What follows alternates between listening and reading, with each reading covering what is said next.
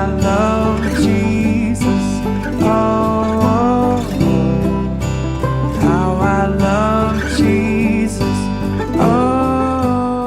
어느 시골 교회에 성도 두 사람이 아침 일찍 동경 가는 이 장거리 버스를 탔습니다. 그런데 우연히 그 버스 안에서 두 사람이 만나서 옆에 이제 같이 이렇게 앉게 됐습니다. 한 사람은 아침으로 이 오니기를 준비해 탔고, 한 사람은 바빠서 아무것도 준비하지 못하고 이렇게 탔습니다. 그런데 이 두 사람이 평소에 사이가 좀 안 좋았어요. 이 오니기를 가져온 사람이 혼자 그냥 묵묵하게 이렇게 계속 먹고 있었습니다. 그러자 옆에 앉아있던 사람이 이렇게 이야기했습니다. 집사님, 제가 요전번에 성경을 읽다가 아주 은혜 받은 구절이 있는데요, 너의 이웃을 너의 몸같이 사랑하라, 이렇게 이야기를 했습니다. 그러니까 오니기를 먹고 있던 이 사람이 집사님, 저도 요전번에 성경을 읽다가 아주 은혜 받은 구절이 있습니다. 너의 이웃의 것을 탐하지 말라.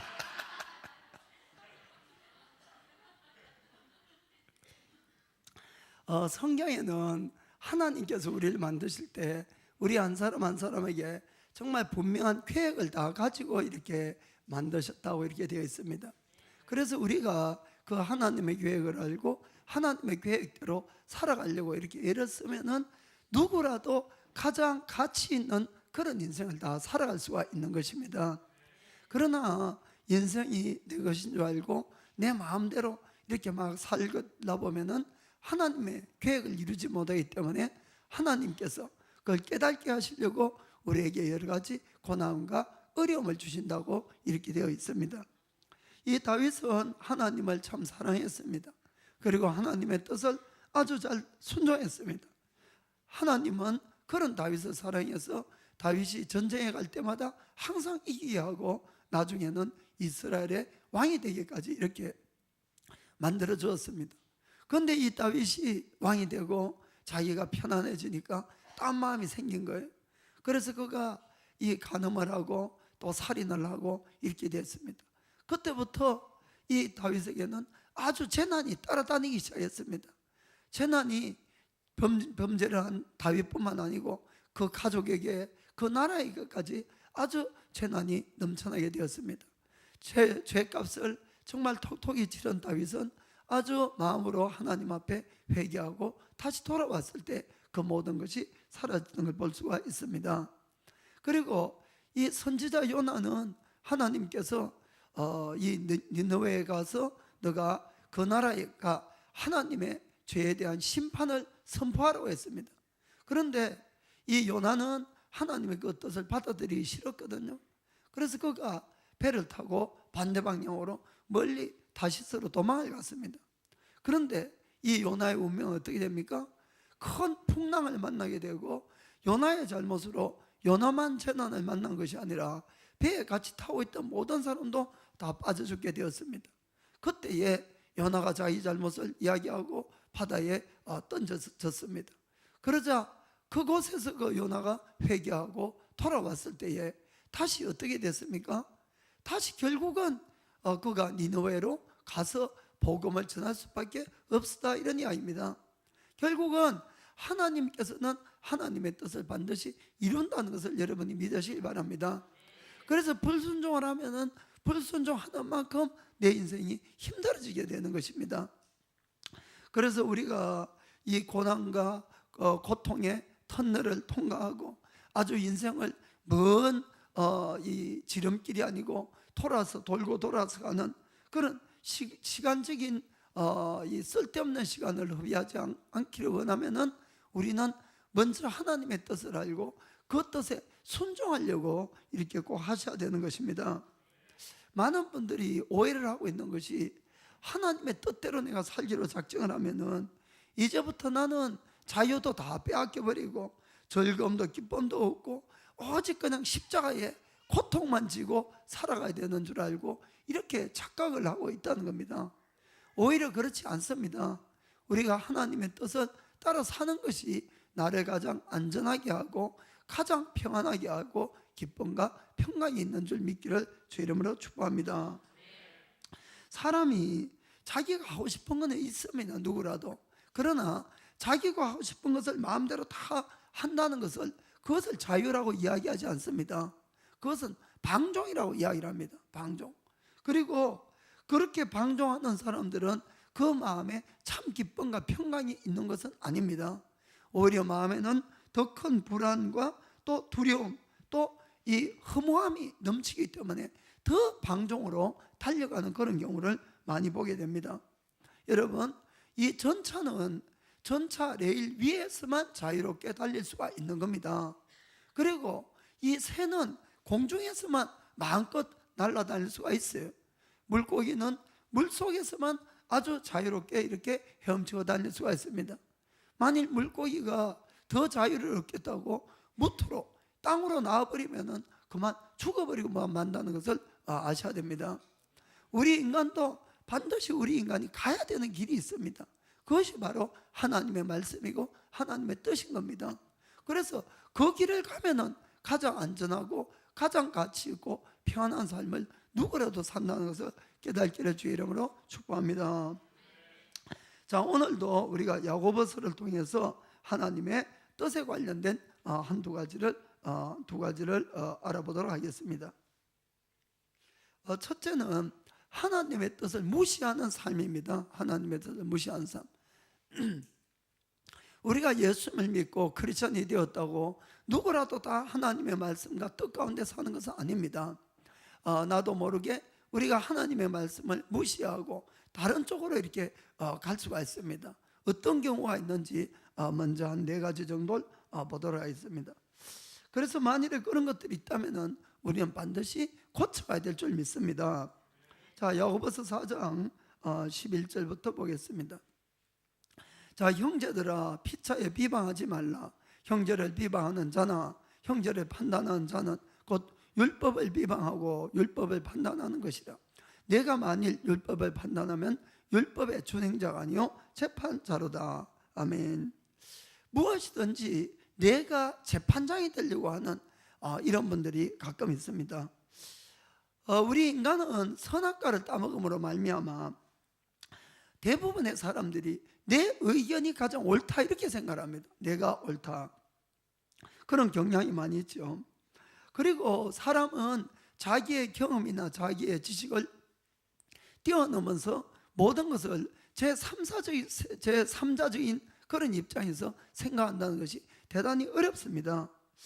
그렇기 때문에 서로 이렇게 의견이 부딪히고 이렇게 되면은 가장 좋은 길은 서로 이야기를 하고 협조를 해서 의견을 잘 맞춰가는 그런 것이라 하겠습니다만은, 그렇게 하는 사람보다는 오히려 남의 의견을 무시하거나 또는 남의 의견을 비판하는 이런 사람들이 훨씬 더 많이 있지요.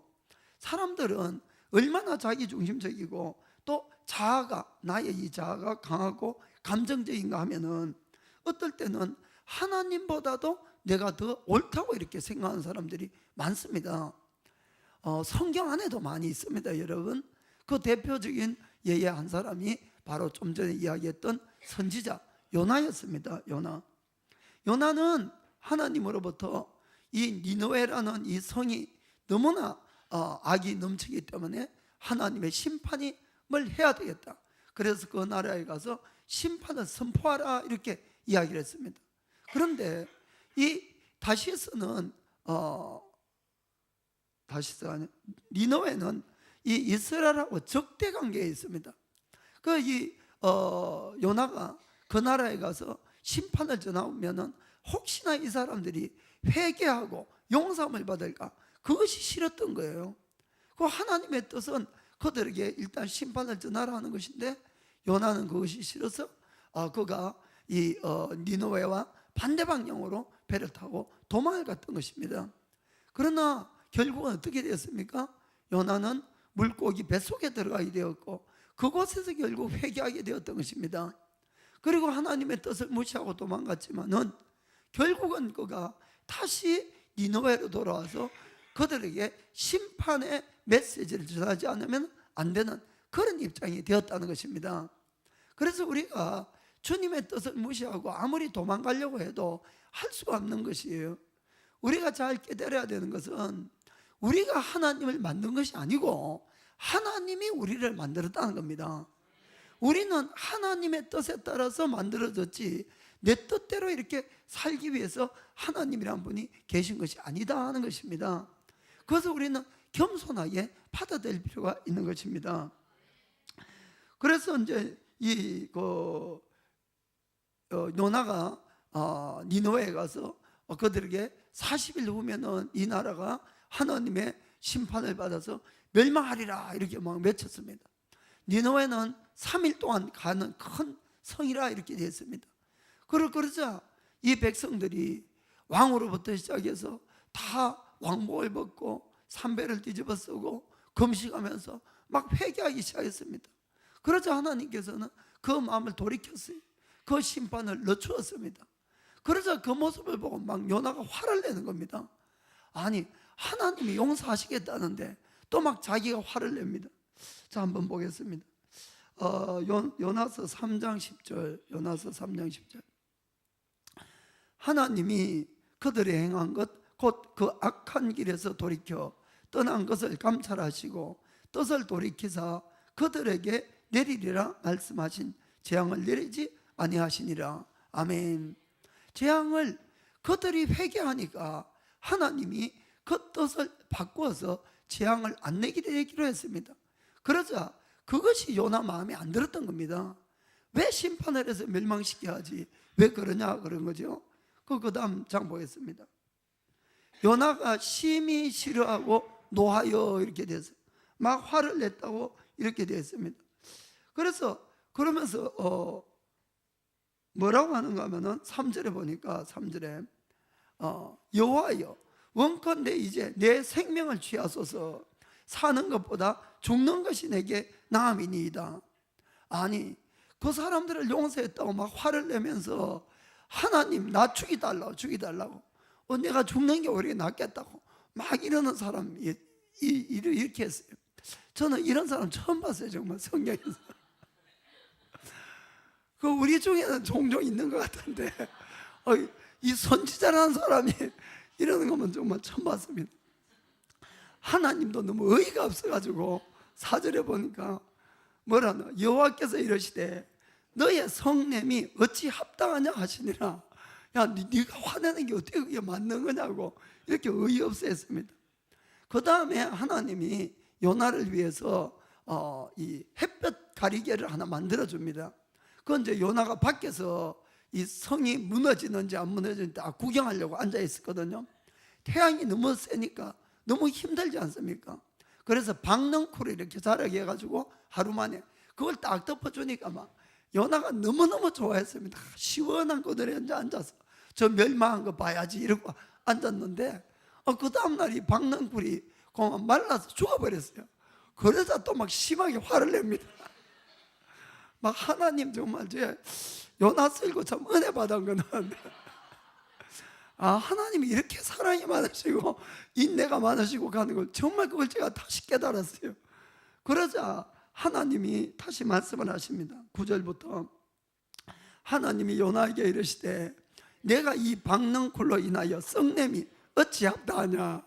그가 대답하되 내가 썩냄 죽기까지 할지라도 합당하니이다. 참 자기가 막 화내서 막 죽기까지 해도 자기가 옳다는 거예요. 한마디로 하나님보다도. 그 하나님 말씀하십니다. 그 다음에 여호와께서 가라시되 내가 수고도 아니하였고 배양도 아니하였고 하룻밤에 났다가 하룻밤에 망한 이 박넝쿨을 내가 아꼈거든. 자, 하물며 이 큰 성읍 니느웨에는 좌우를 분변치 못하는 자가 12만여 명이요 육축도 많이 있나니 내가 아끼는 것이 어찌 합당치 아니하냐. 아멘. 이것이 바로 하나님의 뜻이고 마음이었던 것입니다. 하나님은 어떠한 악인도 악 속에서 죽는 걸 기뻐하지 않는 거예요. 다 회개하고 사는 걸 기뻐하는데 우리는 요나처럼 내가 감정적이 되고 내가 좋고 싫고 또 나의 이익이나 뭐 이런 것에 따라서 상대방을 취급을 한다, 이런 이야기입니다. 무슨 말인가 아시겠습니까? 그리고는 그 함부로 평가도 하고 함부로 취급하고, 그리고는 막 이 정죄도 하고 이렇게 합니다. 그러나 우리가 대인관계에서 특별히 주의해야 될 것이 있습니다. 그것은 우리 어느 누구도 아무도 심판하는 자가 아니라는 겁니다. 오히려 모든 사람이 심판을 받아야 되는 겁니다. 그래서 내가 다른 사람하고 지낸 모든 것들, 말한 것, 이 모든 것을 나도 심판을 받아야 된다는 것을 꼭 기억하시고 우리가 상대방을 대하기를 주의 이름으로 축복합니다. 한국말로는 요나가 나죠. 나. 서로 이야기. 언제나 요나가 문제입니다. 언제 요나가 문제예요. 요나가. 우리가 이제 그 다음에 두 번째는 물질제일주의입니다. 물질제일주의. 야고보서 4장 13절 보면은, 자, 읽어봅시다. 들으라, 너희 중에 말하기를 오늘이나 내일이나 우리가 아무 도시에 가서 거기서 1년을 유하며 장사하여 이를 보리라 하는 자들아. 아멘. 우리가 계획을 세우는 것이 나쁘다, 이런 뜻이 아닙니다. 그런데 이 사람들은 어떤 사람인가 하면은 돈만이 모든 것이다. 그래서 돈 벌기 위한 인생의 계획만 세워가는 이런 사람들 이야기하는 것입니다. 자, 그러면은 우리가 돈을 벌기 위해서 우리가 인생을 목적을 하고 산다면은 나의 모든 인생은 결국 돈 버는 거 다 연구하다가 그냥 죽는 거예요. 그렇지 않겠습니까? 그래서 이런 분들에게는 하나님이나 하나님의 뜻을 이야기해도 관심이 없어요. 왜냐하면 돈이 안 생기니까. 무슨 말인가 아시겠습니까? 그래서 돈 버는 것이 나의 인생을 목적으로 삼고 이렇게 된다면 당연히 우리가 하나님의 뜻에 관심이 없습니다. 물론 돈을 벌고 많이 버는 것 절대 이것이 나쁘다, 이 뜻이 아닙니다. 죄가 된다, 그 뜻이 아닙니다. 그러나 그것이 우리의 인생의 목적은 아니라는 것은 분명히 알아야 되는 것입니다. 그렇지 않으면은 우리는 돈 버는 것만 그냥 계속 계획하고 그 일에만 나의 모든 인생을 쓰다가 끝나는 거예요. 하나님하고는 아무 상관이 없는 그런 삶을 삽니다. 특별히 이렇게 물질제일주의인 이런 사람들의 생각은 돈이면 무엇이라도 다 살 수 있다고 이렇게 착각을 하고 있습니다. 행복도 살 수 있고 좋은 결혼도 살 수 있고 건강도, 또 장수하는 것도, 사람들과의 좋은 관계도, 모든 것이 돈으로 다 해결될 수 있다고 합니다. 예수님께서는 그렇게 생각하는 사람들을 위해서 이런 말씀을 하셨습니다. 누가복음 12장 15절. 예수님이 저희에게 이르시되 삶과 모든 탐심을 물리치라. 사람의 생명이 그 소유에 넉넉한 데 있지 아니하니라 하시고. 아멘. 이 사람의 생명은 돈으로 살 수 없다, 이런 이야기입니다. 하물며 이 땅의 목숨도 돈으로 살 수 없는데 영원한 생명을 어떻게 돈으로 살 수 있겠냐 하는 그런 이야기죠. 그러면서 주님이 한 예를 듭니다. 자, 그 다음에 또 비유로 저희에게 일러 가라사대 한 부자가 그 밭에 소출이 풍성하며 심중에 생각하여 가로되 내가 곡식 쌓아둘 곳이 없으니 어찌할꼬 하고 행복한 고민이 빠진 사람이 있습니다.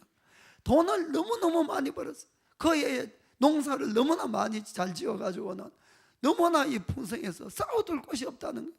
장사를 너무 잘해가지고 돈 쌓아둘 곳이 없다, 이런 이야기입니다. 한 번쯤 이런 고민 좀 해보기를 원하죠. 그렇게 막 그것 때문에 이제 고민이 되었어요. 이것이 잘못됐다, 그 뜻이 아닙니다, 여러분.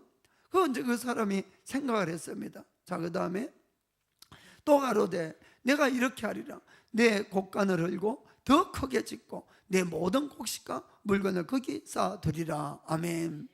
이것은 선도 아니고 악도 아닙니다. 어떤 면에서는 우리가 성경은 오히려 열심히 돈을 벌라고 이렇게 말씀하죠. 일하기 싫은 자는 어찌하라? 먹지도 말라. 예, 그렇습니다. 그래서 일할 것을 성경은 권면하지, 일하는 것을 잘못됐다, 돈 버는 것을 잘못됐다, 그 뜻이 아닙니다. 그럼 이 사람은 무엇이 잘못됐냐는 것이 무엇이? 자, 그 다음 구절입니다. 또 내가 내 영혼에게 이르되 영혼아 여러 해 쓸 물건을 많이 쌓아두었으니 평안히 쉬고 먹고 마시고 즐거워하자 하리라 하되. 아멘. 문제는 돈으로 나의 영혼까지도 다 잘되게 하고 모든 걸 살 수 있다고 생각한 것이 잘못이다, 이런 이야기입니다. 이해가 되십니까? 그래서 이 부자는 여러 해 먹을 것을 쌓아놨으니까 내 영혼까지도 항상 평안히 쉬고 먹고 마시고 즐기게 하고 다 이렇게 할 줄 알았다는 것이에요. 그때 주님이 말씀하십니다. 그럼 이런 사람들은 하나님 나라라든지 하나님 뜻이라든지 또 내가 미래에 대한 준비라든지 전혀 하지 않는 겁니다. 이해가 되십니까? 하나님께 전혀 관심이 없는 분들이에요, 이런 분들은. 자, 그러자 주님이 말씀합니다. 하나님이 이러시되 어리석은 자여 오늘 밤에 너의 영혼을 도로 찾으리니 그러면 너가 예비한 것이 누구의 것이 되겠느냐 하셨으니. 아멘. 그렇습니다. 사람은 누가 언제 죽을지 아무도 모르는 겁니다. 그래서 흔히 이런 이야기를 하죠.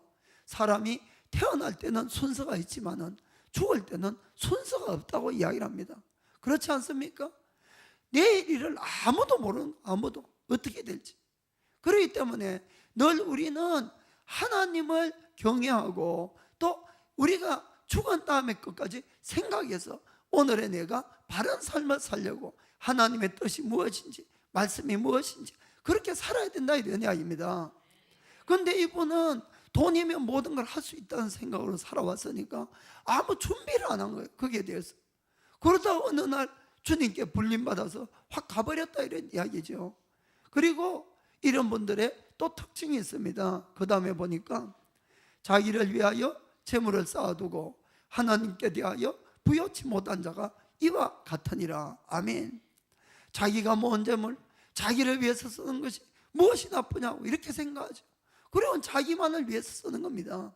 그러나 여러분, 그것은 하나님의 뜻이 아닌 것 우리가 잘 아셔야 됩니다. 우리가 하나님께 드린다고 하나님이 쓰십니까? 안 쓰시죠, 하나님이. 그것으로 선교도 하고 가난한 사람 돕기도 하고 또 교회를 유지해 나가기도 하고 그 일 쓰는 겁니다. 그런데 그 사람은 자기를 위해서만 모으고 쓰고 여기에 바로 문제가 있다는 걸 우리가 알 수가 있습니다. 여러분, 영원한 생명은 정말 귀한 것이라서 어떤 것을 주고도 사지 못하는 겁니다. 그래서 시편 기자는 이렇게 고백을 했어요. 시편 49편 6절에 보면은 자기의 재물을 의지하고 풍부함으로 자긍하는, 스스로 높아지는 그런 자들은 아무도 결코 그 형제를 구속하지 못하며 저를 위하여 하나님께 속전을 바치지도 못할 것은, 그 돈으로는 자기 형제나 자기를 구속할 수가 없다는 걸 이야기합니다. 왜 그런가 하면은, 왜 그런가? 그 다음에 저희 생명의 구속이 너무나 귀하여서 영영이 못할 것이니라. 아멘. 돈으로 육신의 생명도 사지 못하는데 영원한 생명은 절대로 사지 못한다는 것입니다. 그 뜻입니다. 그래서 우리가 이 영생은 어떠한 것보다 귀하고 우리가 이 지상에 어떤 것을 주고도 살 수 없습니다. 예수님도 이런 말씀을 했죠. 너희가 온 천하를 얻고도 영원한 생명을 잃어버리면 무슨 유익이 있으리요? 너희가 그 영원한 생명을 살려고 무엇을 주어야 살 수 있겠느냐? 이렇게 말씀을 하셨습니다. 그렇죠? 아무 것으로도 이 세상에 있는 것으로는 살 수가 없습니다. 그래서 하나님은 우리를 구원하시기 위해서 우리를 사랑했기 때문에 아들 예수님을 인간의 모습으로 이 땅에 보내주시고 우리를 대신해서 십자가에 죽게 만드신 것입니다. 생명은 생명으로만 살 수가 있는 것이에요. 그것도 하나님의 아들이 직접 와서 죽어주지 않으면 인간의 죄가 없어지지 않는 그런 것이었습니다. 그래서 대신 죽어주었어요. 사랑하는 성도 여러분, 그 우리가 십자가의 사랑, 십자가의 희생이 정말 내 마음속에 와야지 사람이 바뀌는 겁니다. 우리가 머리로 아무리 알아도 이게 안 되는 거예요. 여러분, 사람이 바뀝니까? 절대로 안 바뀝니다. 여러분, 오직 십자가의 사랑만이 사람을 바꿀 수가 있어요. 참 사랑이 우리 마음에까지 내려왔을 때 그 사람이 참 사랑을 깨닫게 되고 눈물을 흘리게 되고 그리고는 바뀌어지기 시작하는 것입니다. 그때 스타트를 하는 것이 그때에 하나님의 놀라운 사랑과 그 희생에 감격하게 되는 것입니다. 그리고는 우리가 예수를 믿음으로 말미암아 영생이 눈에 보이기 시작하고 영생이 내 마음에 또 이미 얻었다는 것이 확 우리에게 오게 되는 것입니다. 그래서 그 사람이 바뀌어가는 것이에요. 우리가 이 세상만 볼 때는 돈이 최고인데 어떻게 이게 바뀌겠습니까? 어떻게? 그러나 하나님의 사랑과 은혜가 임했을 때는 이 세상은 아주 작아지고 어떤 의미에서 온데간데도 없어지고 오직 우리를 구속한 주님만 보이게 되는 것입니다. 하늘나라만 보이게 되는 것이 그때 사람이 변화가 일어나고 바꿔지는 것입니다. 우리는 이 땅에 다들 하고 싶은 거 많아요. 쾌락도 누리고 싶고 뭐 가지고 싶은 것도 많고 솔로몬이 그랬습니다. 그가 왕이 되었을 때는 세계에서 가장 부자였어요. 왜냐하면 아버지 다윗이 얼마나 하나님에게 이 사랑을 받았던지 뭐 금이란 건 금, 음이란 건 온 세계 것 다 모아놨던 거거든요. 그래서 이 솔로몬은 막 최고의 부자였어요. 그 솔로몬은 이 땅에 살면서 모든 쾌락을 다 즐겨보고 싶었습니다. 자기가 왕이니까 마음대로 다 할 수가 있었죠. 그래서 사실 모든 걸 다 해봤어요, 솔로몬은. 자, 전도서 2장 3절에 보겠습니다. 전도서 2장 3절.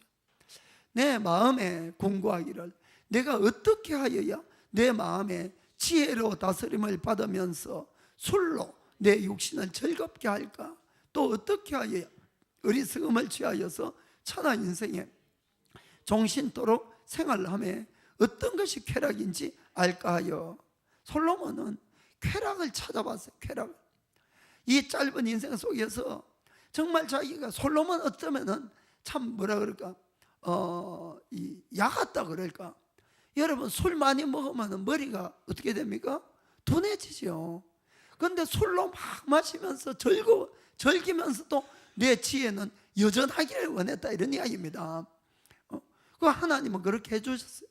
그러고는 막 해볼 거 다 해봤어요. 자, 그 다음 절에 보니까 나의 사업을 크게 하였노라.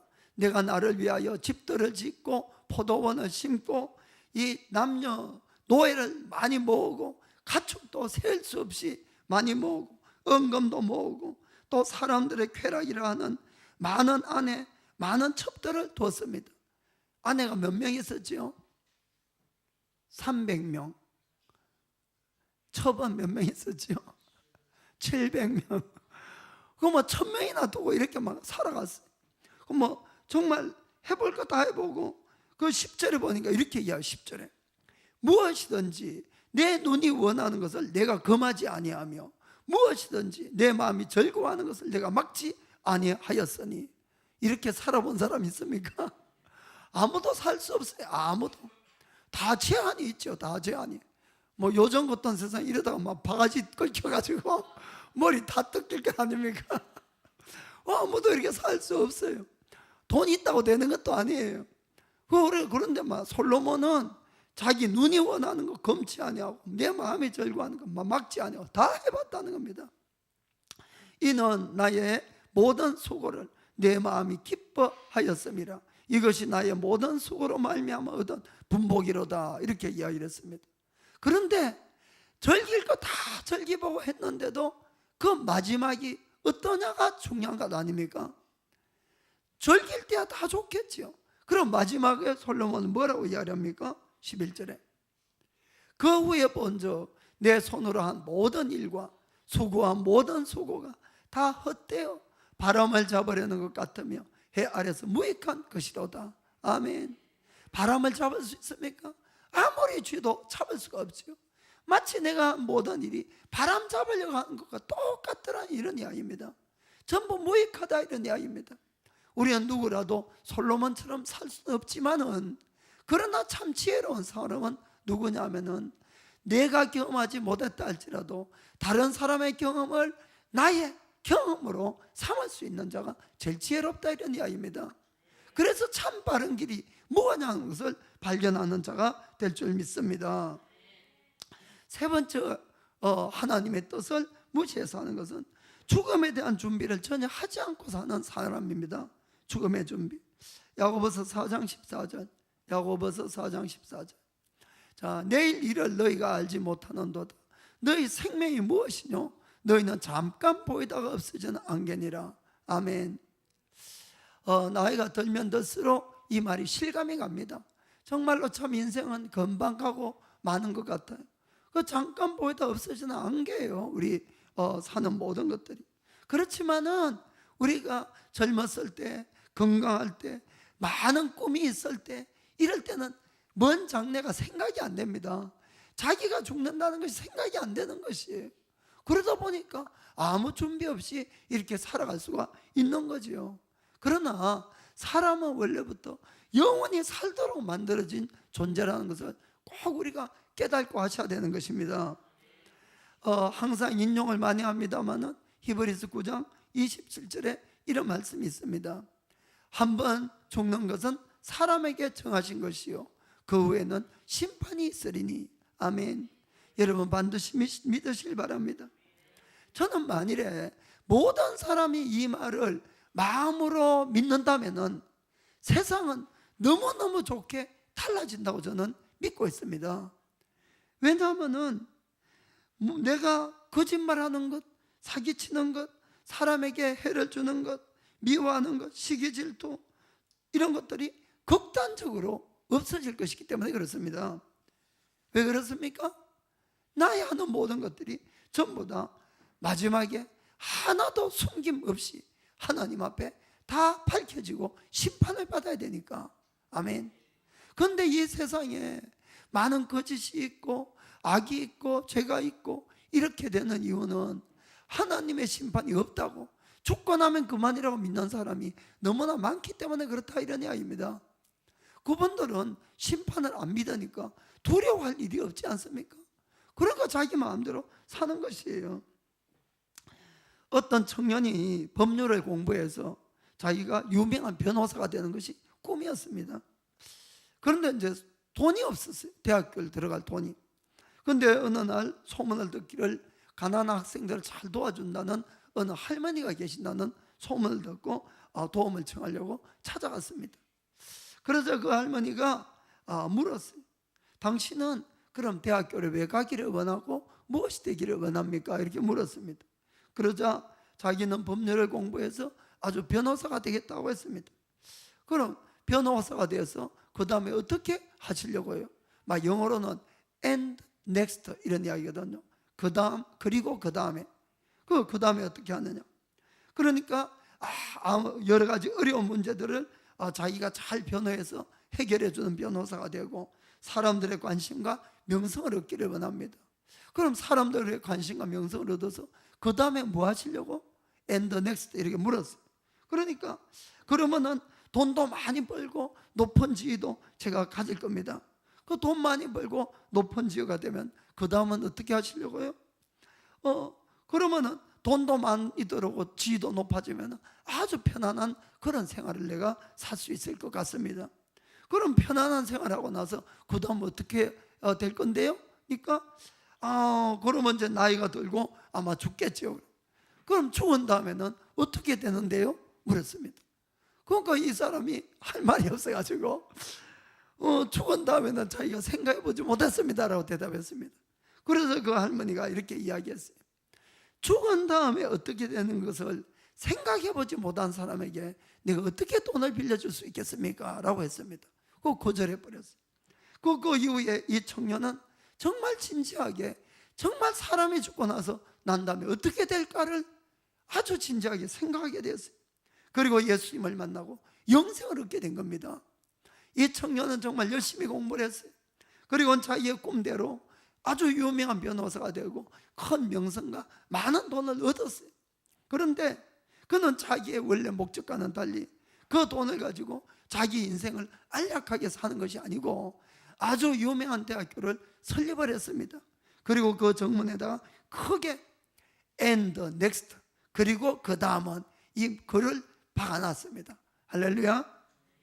그렇습니다. 우리의 인생은 죽으면 결코 그만이 아닌 거예요. 반드시 그 다음에 심판이 있다는 것을 우리가 깨달으면 되는 것입니다. 저는 하나님의 심판을 믿는 사람이 훨씬 인생을 잘 산다고 믿습니다.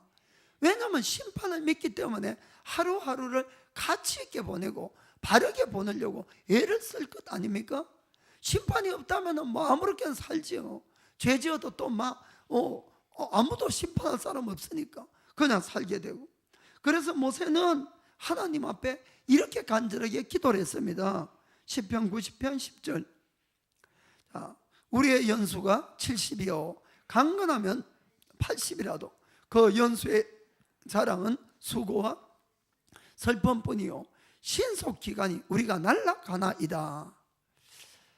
모세가 이렇게 이제 이야기를 했습니다. 우리 인생이 70년 80년 살아도 그 안을 들여다보면은 좋은 것보다는 수고와 슬픔이 훨씬 많지요. 그럼에도 불구하고 막 날아가는 겁니다. 인생이 막 날아가듯이 빨리. 그래서 간절하게 뭘 기도합니까? 그 다음 11절에 보니까 그 다음 구절, 우리에게 우리 날 계수함을 가르치사 지혜의 마음을 얻게 하소서. 아멘. 하나님, 내가 앞으로 얼마나 남았습니까? 얼마나 살 수 있습니까? 그것을 알려달라는 거예요.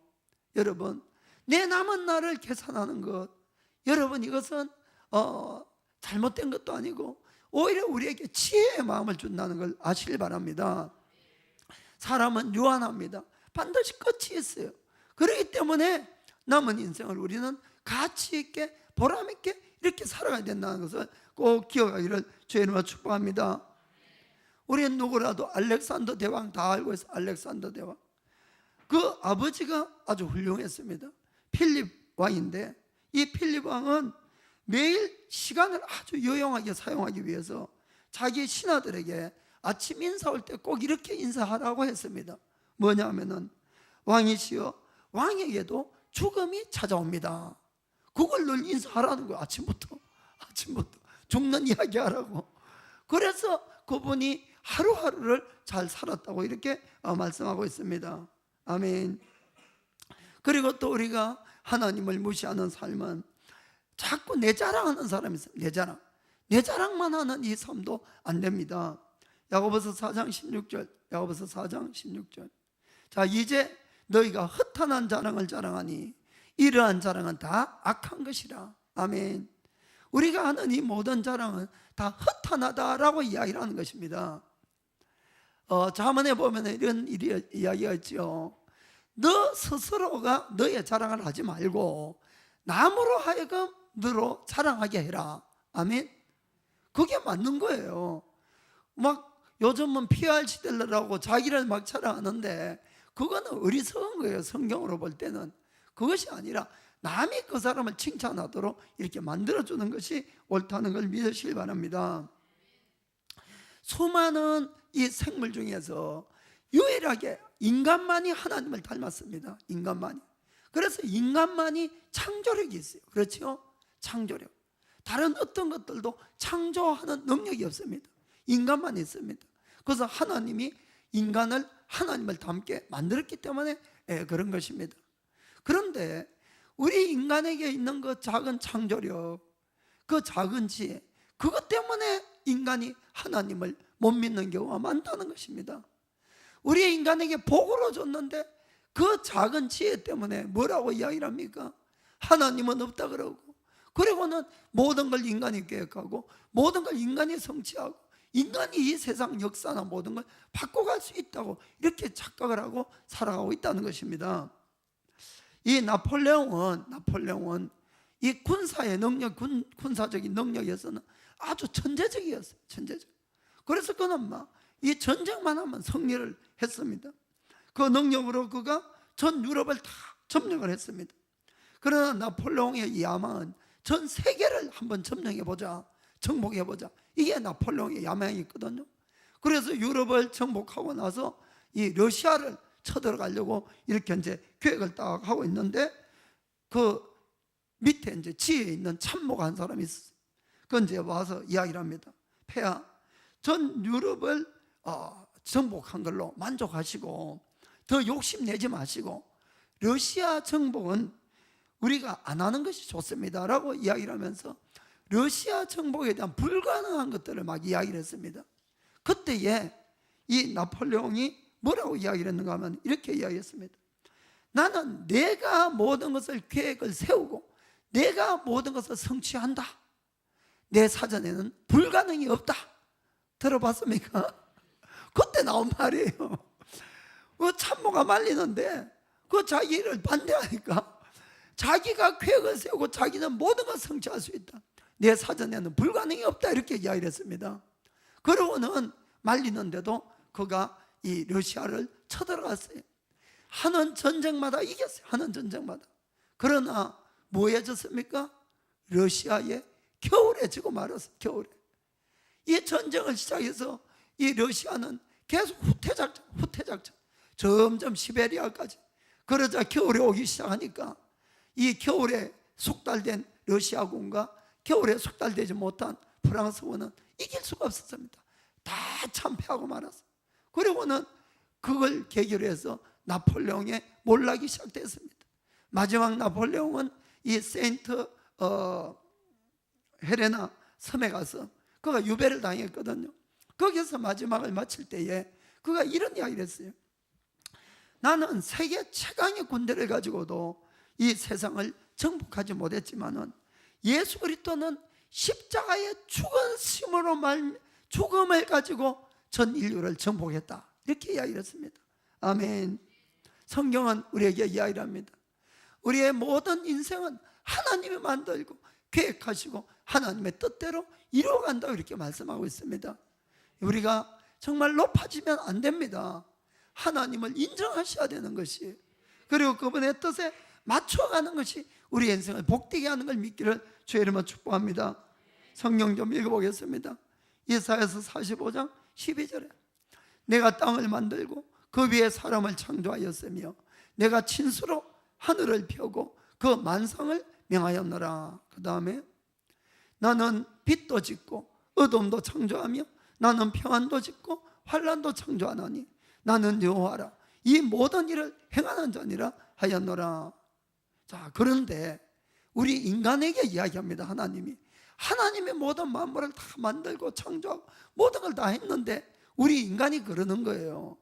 질그릇 조각 중 한 조각 같은 자가 자기를 지으신 자로 더불어 다툴진대 화 있을진저 진흙이 토기장이를 대하여 너는 무엇을 만드느냐 할 수 있겠으며 너의 만드는 것이 너를 가르쳐 그는 손이 없다 할 수 있겠느냐? 없잖아요, 사실은. 그런데 우리 인간이 하나님 보고 그런다 이런 이야기죠. 자, 그 다음 보겠습니다. 너희는 고하며 진술하고 또 피차 상의하여 보라. 이 일을 이전부터 보이신 자가 누구냐? 예로부터 고한 자가 누구냐? 나 여호와가 아니냐? 나 외에 다른 신이 없나니 나는 공의를 행하며 구원을 베푸는 하나님이라. 나 외에는 다른 이가 없느니라. 자, 땅 끝의 모든 백성아 나를 앙망하라. 그리하면 구원을 얻으리라. 나는 하나님이라 다른 이가 없음이니라. 아멘. 이 내용이 뭔가 하면은 하나님은 미리 말씀하시고 성취하신다 이런 이야기입니다. 예언하고 성취하고 누가 할 수가 있습니까? 하나님만 하시는 거죠. 그래서 항상 성경에 예언서가 있는 이유가 하나님을 증명하려고 있다는 걸 믿으시기 바랍니다. 우리 사람은 태어나서 자기 인생을 위해서 자기가 길을 계획하고 그 길을 막 열심히 달려갑니다. 그러나 우리가 잘 기억해야 될 것은 나를 위해서 하나님이 존재하는 것이 아니고 하나님을 위해서 나를 만드시고 존재한다는 것입니다. 그래서 나를 통해서 하나님이 이루고자 하는 그 뜻만이 이루어진다는 것을 꼭 깨닫기를 주의 이름으로 축복합니다. 그래서 잠언 16장 9절에 사람이 마음으로 자기 길을 계획할지라도 그 걸음을 인도하시는 자는 여호와시니라. 아멘. 믿기를 축복합니다. 자, 그러면은 주님의 뜻이 뭔지를 우리가 한번 살펴보기를 원합니다. 자, 그 다음 야고보서 4장 15절에 자, 그래서 그러므로 너희는 도리어 말하기를 주의 뜻이면 우리가 살기도 하고 이것저것을 하리라 할 것이거늘. 아멘. 그래서 내가 계획을 세우고 내 멋대로가 아니고 하나님의 말씀대로 살아가는 것과 주의 뜻을 발견했으면 그것에 순종하라, 이런 이야기입니다. 그러면 누구라도 복된 삶을 살 수 있다고 말씀합니다. 그럼 주님의 뜻은 무엇입니까? 우리가 하나님의 뜻을 알려면 성경을 읽으면 다 있습니다. 여기에 정말 하나님의 뜻이 다 있는 거예요. 막 기도를 열심히 해서 뭐 환상 보고 음성 듣고, 여러분 전혀 그럴 필요가 없어요. 여기에 다 있습니다. 그런데 이제 어떻게 아느냐? 정말로 성경을 읽을 때도 두 타입이 있지요. 어떤 분은 이 성경 속에서 정말 하나님의 뜻을 발견하고 내가 그 하나님의 뜻에 순종하겠다고 이렇게 읽는 분은 다 발견할 수가 있습니다. 발견할 수. 그러나 하나님의 말씀을 읽으면서도 이 피해가려는 사람들이 좀 있지요. 피해서. 그래서 되도록이면은 자기가 자기 형편에 맞춰서 이렇게 말씀을 찾으려고 이렇게 합니다. 쉽게 이야기하면은, 자, 담배를 피우는데, 그렇다고 담배, 술이 제가 죄다, 그 뜻은 아닙니다. 예를 드는 거지. 담배를 피우는 사람이 끊고 싶잖아요. 그럼 이런 이야기를 하죠. 성경이 아무리 찾아봐도 담배 끊으라 이야기가 없는데 왜 담배 끊으라고 하냐고 이렇게 이야기를 하는 거예요. 그리고 술 마시는 사람 또 이렇게 이야기를 하죠. 사도 바울도 디모데에게 네가 자주 나는 병을 위해서 이제 물만 마시지 말고 포도주도 좀 마시라 하는데 그렇게 이야기했다 그러고, 예수님이 가나의 혼인잔치에서 술을 포도주로 바꿔서 술을 마시게 했는데 왜 나쁘냐고 이렇게 이야기를 합니다. 사랑하는 성도 여러분, 그렇게 마음 먹고 성경 읽으면 절대로 하나님의 뜻을 찾을 수가 없습니다. 절대로 주의 길을 갈 수가 없는 것이, 그것이 아니라는 겁니다. 그것이 아니라 내가 주의 뜻을 알면 행하려고, 순종하려고 할 때 발견할 수가 있다는 걸 믿기를 주님으로 축복합니다. 그래서 예수님이 요한복음 7장 17절에 이렇게 이야기합니다. 사람이 하나님의 뜻을 행하려 하면 이 교훈이 하나님께로서 왔는지 내가 스스로 말함인지 알리라. 아멘. 그래서 내 마음에 하나님의 뜻을 행하고자 하는 의지가 필요하다는 겁니다. 그러면은 성경을 읽을 때에 이 말씀들이 하나님께서 온 것인지 사람들이 이야기하는 건지 알 수 있다, 이런 이야기입니다. 아멘. 그렇습니다. 그리고 그 다음 18절에 보니까 스스로 말하는 자는 자기 영광만 구하되 보내신 이의 영광을 구하는 자는 참되니 그 속에 불의가 없느니라. 아멘. 자기 스스로 이야기하는 사람, 즉 이거는 스스로를 높이기 위해서 성경을 읽는 사람들은 발견을 못하는 겁니다. 그러나 하나님의 영광을 구해서 성경을 읽으면 찾을 수 있다, 이런 말씀이 되겠습니다. 아멘. 자, 그러면은 성경 전체를 통한 하나님의 뜻이 무엇이냐, 간단하게 세 가지 말씀드리겠습니다. 첫 번째는 하나님은 우리 여기에 있는 모든 한 사람 한 사람을 다 사랑하시고 모든 사람이 구원을 받기를 원한다는 것입니다. 이것이 하나님의 뜻이에요. 우리를 구원하는 것. 성경 보겠습니다. 에스겔서 18장. 나 주 여호와가 말하노라. 내가 어찌 악인의 죽는 것을 조금인들 기뻐하려. 그가 돌이켜 그 길에서 떠나서 사는 것을 어찌 기뻐하지 아니하겠느냐. 아멘. 하나님의 뜻은 어떠한 악인이라도 악 속에서 죽는 것이 아니고 회개해서 돌아와서 사는 것임을 꼭 믿으시기 바랍니다. 자, 성경은 유명한 요한복음 3장 16절 17절 보겠습니다. 하나님이 세상을 이처럼 사랑하사 독생자를 주셨으니 이는 저를 믿는 자마다 멸망치 않고 영생을 얻게 하려 하심이니라. 아멘. 성경은 예수님을 믿는 자마다, 일본어 성경 보면 한 사람도 멸망치 않고 이렇게 번역이 되었거든요. 한 사람도 멸망치 않고 다 영생을 얻게 하려는 것이 하나님의 뜻입니다. 예수님을 왜 보냈습니까? 예수님을. 그 다음 보겠습니다. 하나님이 그 아들을 세상에 보내신 것은 세상을 심판하려 하심이 아니요 저로 말미암아 세상이 구원을 받게 하려 하심이라. 아멘. 그래서 먼저 하나님의 가장 큰 뜻은 우리 인간의 구원입니다. 여러분들이 이걸 오해하지 마시고 꼭 받아들이셔야 됩니다. 그럼 왜 어려움이 생기고 이렇게 하느냐? 그것은 아직까지 구원을 받지 못한 사람들을 하나님은 구원받도록 인도하시는 방법입니다. 그 사람이 아무것도 모르고 멸망의 일을 계속하면은 그냥은 안 돌아오거든요. 그래서 고난이 있고 어렵고 힘들고 이러면은 그 사람이 하나님을 생각하게 된다, 이런 이야기입니다. 아멘. 그래서 하나님은 세상의 모든 사람들이 얼굴이 다 다르듯이 다 성격도 다르고 살아가는 것도 다른 겁니다. 똑같은 방법으로만 인도하는 것은 아니에요. 사람마다 다 다른 방법으로 그 사람에게 가장 맞는 방법으로 인도한다는 것을 믿기를 축복합니다. 자, 두 번째 있습니다. 이것은 우리가 구원받은 우리가 예수님과 똑같이 닮아가기를 원한다는 겁니다. 예수님과 똑같이 닮아가기를. 여기에 이제 예수 믿는 사람들이 고난을 받는 많은 이유가 이곳에 있는 것입니다. 주님을 닮지 않은 모든 부분을 주님은 가차없이 깎아 내려갑니다. 왜 그러냐 하면은 우리가 영원히 사는 것은 이 땅이 아니라 천국이기 때문에 그렇습니다.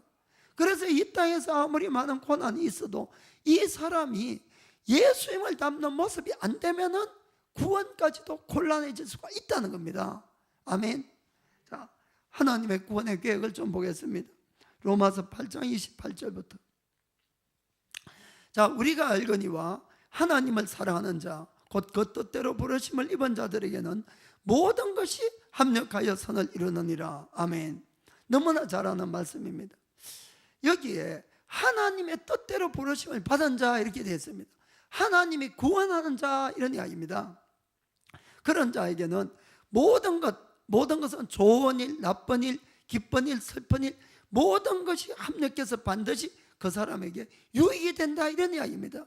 첫 번째는 이 사람을 구원으로 인도하고, 두 번째는 예수님 닮게끔 인도하기 때문에 유익하다, 이런 이야기입니다. 아멘. 그래서 그 다음 구절 봅시다. 29절에. 왜냐하면은 일본어 성경에 왜냐하면 이렇게 있어요.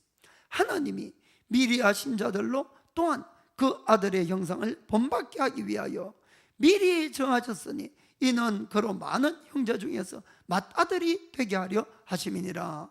이 말씀을 좀 설명할게요. 하나님은 우리를 미리 아셨다 그럽니다. 그리고 미리 정하셨어요. 우리를 미리 아시고 미리 정하셨는데, 왜냐하면은 예수님, 하나님의 아들은 예수님입니다. 예수님의 형상을 닮게 하기 위해서 미리 정했다, 이런 이야기입니다. 아멘. 그리고는 예수님은 우리 모든 사람의 누가 된다고 되어 있습니까? 맏아들이라고 되어 있어요. 한마디로 천국 가면은 예수님은 우리 큰형님이고 큰오빠입니다. 아니, 성경에 그렇게 적혀 있어요.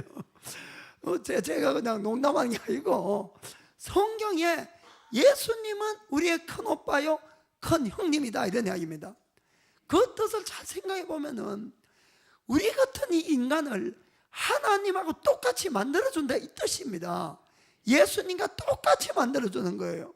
똑같은 대접을 해주신다, 이런 뜻입니다. 얼마나 감격할 이야기인지 몰라요, 사실은 이게. 그러기 위해서는 우리가 누굴 닮아야 됩니까? 예수님을 닮아야 된다는 거예요. 예수님하고 전혀 안 닮았는데 어떻게 형제가 되겠습니까? 그래서 우리를 미리 정해놓고 그 다음에 한번 보겠어요.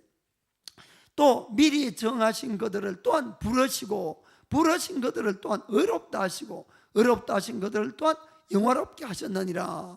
자, 이걸 보겠습니다. 미리 아셨어요. 미리 정하셨어요. 그 다음 미리 불렀어요. 그런데 우리 삶 속에서는 내가 언제 정해지고 언제 하나님이 나를 알았는지 나는 몰라요. 그러나 성경은 어떻게 적혀 있습니까? 이 모든 천지 만물을 만들기 전부터 나를 이미 알고 정했다고 되어 있습니다. 의심나면 에베소서 1장 4절을 찾아보시길 바랍니다. 나중에. 그리고 그때부터 정했다고 이렇게 분명히 되어 있습니다. 그리고는 불렀어요. 불렀다는 뜻이 내가 믿는 순간입니다. 이건 내가 알지요. 내가 예수님을 믿었으니까 지금 알아요. 그 믿은 나를 믿고 나니까 죄가 그렇게 많았는데 어떻게 합니까? 나를 의롭다. 예수를 믿으니까 너의 죄는 예수가 다 담당하고 너는 의롭다 이렇게 칭해준다는 겁니다. 아멘. 그런데 거기서 끝나면 좋은데 그 다음에는 영화롭게 할 때까지 우리를 인도한다는 거예요. 이게 예수님과 같은 모습을 이야기하는 겁니다. 천국에서 살 수 있는 모습으로. 그러니까 우리가 의로움을 받은 자는 어디까지? 영화롭게 될 때. 이것을 성경적 용어로는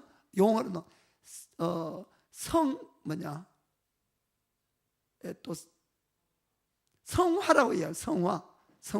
거룩해지는 것, 거룩해지는 성화 이렇게 이야기합니다.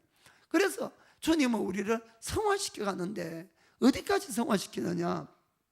에베소서 4장 15절에 자, 오직 사랑 안에서 참된 것을 하여 범사에 그에게까지 자랄지라. 그는 머리니 곧 그리스도라. 아멘. 여기에 범사라고 되어 있습니다. 모든 일에 예수님까지 자라가야 된다는 겁니다. 아멘. 그래서 예수 믿는 사람이 우리가 주님을 닮아가려고 애를 써 가야 되는 겁니다. 하나님이 나를 부르신 목적, 어디로 끌고 가는 큰 그림을 보시길 바랍니다. 자꾸 눈앞에 있는 고난이나 고통이나 이걸 자꾸 생각하지 마시고 주님은 나를 정말로 예수님과 똑같은 모습으로 빚어가서 천국에서 영원히 살게 하는 것이, 그것이 하나님의 꿈이라는 겁니다. 소원이시고 그걸 여러분들이 꼭 믿기를 주님으로 축복합니다. 옆에 분 보고 예수님 얼마나 닮았는지 한번 보세요. 이제 많이 닮으셨군요. 많이 닮으셨군. 자, 그럼 세 번째 우리를 통해서 그럼 하나님의 뜻은 내 주위 사람을 구원해 가는 것이 하나님의 뜻입니다. 첫째는 나를 구원하는 것, 둘째는 예수님 닮아가는 것, 셋째는 나를 통해서 주위 사람을 구원해 가는 것. 주위 사람을 구원하기 위해서는 반드시 복음을 전해야 됩니다. 복음을. 어떤 프로그램이라도 구원을 받지 못합니다. 복음을 들어야만이 이 사람이 구원을 받게 됩니다. 왜냐하면 성경은 믿음은 어디서 납니까? 들음에서 나고 들음은 그리스도에 대한 말씀이니라. 아멘. 예수님에 대한 말씀을 못 듣고는 믿음이 안 생기는 거예요. 그러니까 구원을 이룰 수가 없다는 걸 잘 아시길 바랍니다. 왜 주님이 우리에게 성령을 주셨습니까? 자, 사도행전 1장 8절에 보면 성령 받으면 능력을 받는데 그 목적이 어디에 있습니까? 땅끝까지 이르러 내 정인이 되리라. 아멘. 그래서 예수님 정인 되라고 우리를 세웠다는 거고 능력 주신 겁니다. 마가복음 16장 15절부터 보겠습니다. 자, 또 가라사대 너희는 온 천하에 다니며 만민에게 복음을 전파하라. 너희는 누굽니까? 예수님의 제자들. 왜 예수님의 제자 올려나고 마지막에 뭐라고 말씀합니까? 온 천하에 다니며 만민에게 복음을 전파하라. 복음 전하는 사명이 있다는 걸 꼭 믿으시길 바랍니다. 그리고는 이 복음에 대한 반응이 각각 나타날 건데 16절에 믿고 세례를 받는 사람은 구원을 얻을 것이요 믿지 않는 사람은 정죄를 받으리라. 아멘. 그래서 우리가 복음을 전해야만이 구원을 시킬 수가 있는 것입니다. 사랑하는 성도 여러분, 하나님의 뜻은 그렇게 어려운 거 아닙니다. 정말 우리를 사랑하시고 나를 구원하기를 간절히 원하시는 것이 하나님의 뜻이에요. 구원된 내가 천국에서 영원히 예수님을 형님으로 모시고 또 큰오빠로 모시고 잘 살 수 있도록 예수님 닮게 하는 것이 하나님 목적이고 또 다른 사람들도 나를 통해서 구원하는 것이 하나님의 목적입니다. 여러분의 인생을 여기에 초점을 맞추시기 바랍니다. 이걸 위해서 힘써 일해 보시기 바랍니다. 그러면은 이 땅에서 살아가는 모든 것도 모든 필요도 주님은 더하여 주신다고 꼭 약속하고 있습니다. 기도하겠습니다. How I love